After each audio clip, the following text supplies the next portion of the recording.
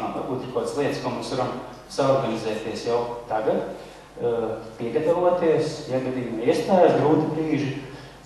Paskatāmies no sākuma, ko mēs varam paveikt katrs savā pilsētā. Augstskola, tā ir milzīga priekšrocība, atšķirībā no citām pilsētām. Te ir jau cilvēki jau aktīvākie gados jauni, kas pulcējās. Ir pilsētas, kur ir skolas, kur nav, teiksim, tā rosība tik liela.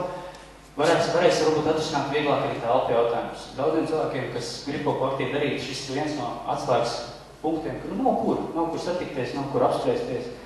Nākamās konkrētās lietas. Mēs Mārtiņam 2 esam ļoti aktīvi cilvēki, kas izvieto dažādu informāciju, video, grāmatas, publikācijas internetā, portālā tautasforums.lv.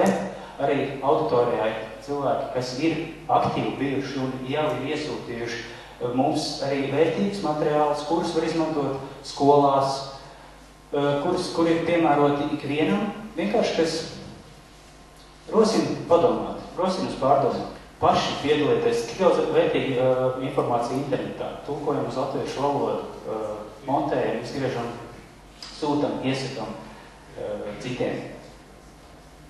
Jā, sazinieties ar mums, mēs priecāsimies par aktīvu atbalstu. Es nenorādu šeit e-pasta adreses, bet ir iespējams sazināties, sūtot ziņu cauri interneta portālu. Mēs gribētu sekmēt, un mēs to arī darīsim, lai tiktu organizētas dažādas darba grupas pie konkrētiem jautājumiem, konkrētām idejām, kuras vien par vienai mēs varam prioritāšu tātad svarīgumu secībā arī īstenot, un tāpēc aicinām aktīvākos sazināties, mums sūtīt ziņas un pašiem organizēt uz vietas Valmierā pasākumus, un lai mums visai veicās un izdodas.